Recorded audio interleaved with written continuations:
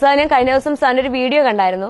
So അതിൽ sir പറഞ്ഞത് ശാസ്ത്രം പുരോഗമിക്കുന്നതുകൊണ്ട് അല്ലെങ്കിൽ മൊബൈൽ ഫോൺസിന്റെ ഒക്കെ ഉപയോഗം കൊണ്ട് നമ്മളെ കമ്മ്യൂണിക്കേഷൻ കുറഞ്ഞു എന്നാണ് സാർ പറഞ്ഞത്. സാർ ആക്ച്വലി ഇത് തെറ്റല്ലേ? കാരണം ഇന്നത്തെ കാലത്ത് ആ മൊബൈൽ ഫോണിന്റെ ഉപയോഗം അല്ലെങ്കിൽ വാട്സ്ആപ്പ് ആണെങ്കിലും ഇമെയിൽ ആണെങ്കിലും നമ്മുടെ മനസ്സിലുള്ള ഐഡിയാസ് എല്ലാം തന്നെ നമുക്ക് പെട്ടെന്ന് കമ്മ്യൂണിക്കേറ്റ് ചെയ്യാൻ പറ്റുന്നത് ഇത്തരം ഡിവൈസ് ഉപയോഗിച്ചിട്ടല്ലേ? അപ്പം നമ്മൾ കമ്മ്യൂണിക്കേഷൻ അത് കൂടുകയല്ലേ ചെയ്യുന്നേ? പിന്നെ എന്തുകൊണ്ടാണ് സാർ അന്ന് അങ്ങനെ പറയാൻ കാരണം? ഞാൻ അന്ന് പറഞ്ഞ കമ്മ്യൂണിക്കേഷൻ ഗ്യാപ്പ് എന്ന് പറയുന്നത് ഇതല്ല. ഞാൻ പറഞ്ഞത് സോഷ്യൽ മീഡിയയുടെ കടന്നുകയറ്റം കൊണ്ട് അല്ലെങ്കിൽ സോഷ്യൽ മീഡിയയുടെ സ്വാധീനം കൊണ്ട് നമ്മൾ തമ്മിലുള്ള വർത്തമാനം പറച്ചിലുകൾക്ക് ഒരുപാട് മാറ്റം വന്നിരിക്കുന്നു.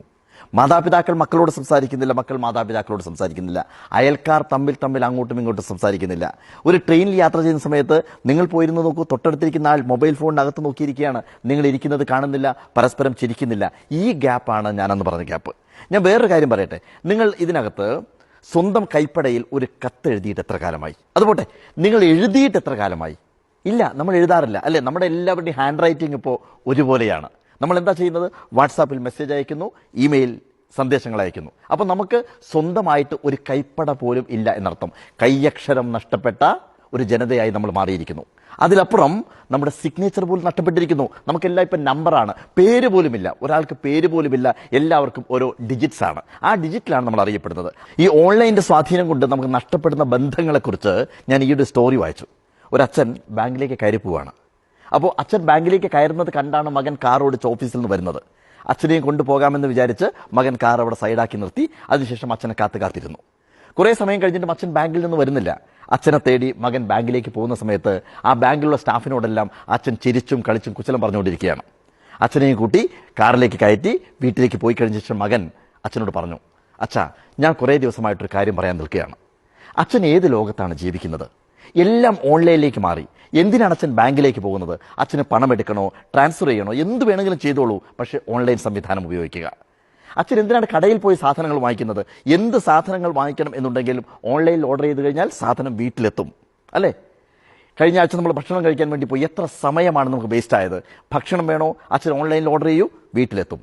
മകൻ അത്രയും പറഞ്ഞ് നിർത്തിയ സമയത്ത് അച്ഛൻ അവനോട് പറഞ്ഞു തുടങ്ങി, ഞാൻ ഒരു കാര്യം നിന്നോട് പറയാതിരിക്കുകയായിരുന്നു. എന്തിനും ഏതിനും ഓൺലൈൻ എന്ന് പറഞ്ഞു നടക്കുന്ന, ഏത് സമയത്തും മൊബൈൽ ഫോൺ ഉപയോഗിച്ചുകൊണ്ട് സാധനങ്ങൾ ഓർഡർ ചെയ്യാൻ വേണ്ടി ഓൺലൈൻ സംവിധാനങ്ങൾ ഉപയോഗിക്കുന്ന നിങ്ങൾ നഷ്ടപ്പെടുന്ന ചിലതുണ്ട്. മാനുഷിക ബന്ധങ്ങൾ, കൂട്ടുകെട്ടുകൾ, ചിരി, വർത്തമാനം പറച്ചിലുകൾ, കൂടിച്ചേരലുകൾ. ഞാൻ നിന്നോടൊരു കാര്യം പറയട്ടെ. ഇന്ന് ഞാൻ ബാങ്കിലേക്ക് പോകുന്ന സമയത്ത് 3 വീടുകൾ കയറി.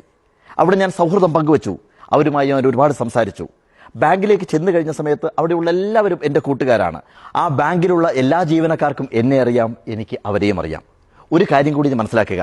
കഴിഞ്ഞയാഴ്ച നടക്കാൻ പോയ സമയത്ത് ഞാൻ പാർക്കിൽ വീണപ്പോൾ എന്നെ ഇങ്ങോട്ട് പിടിച്ചുകൊണ്ടുവന്നത് ആ പച്ചക്കറി കടക്കാരനാണ്. കാരണം പച്ചക്കറി വാങ്ങാൻ പോകുന്ന സമയത്ത് അയാളുമായിട്ടുള്ള സ്നേഹബന്ധം, ആ ബന്ധമാണ് ഇത് നിലനിർത്തിയത്.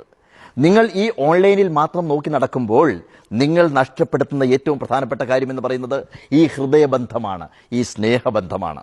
അയൽക്കാരെ പോലും തിരിച്ചറിയാൻ സാധിക്കാത്ത ഒരവസ്ഥ അല്ലേ? ഓൺലൈൻ്റെ ആധിപത്യം കൊണ്ട് നമ്മൾ തമ്മിൽ അങ്ങോട്ടും ഇങ്ങോട്ടും ബന്ധമില്ലാത്ത ഒരവസ്ഥയിലേക്ക് മാറുന്നു. ഇതാണ് ആ അച്ഛൻ മകന് പറഞ്ഞു കൊടുത്തത്. നിങ്ങളൊന്ന് ആലോചിച്ച് നോക്കൂ, ശരിയല്ലേ?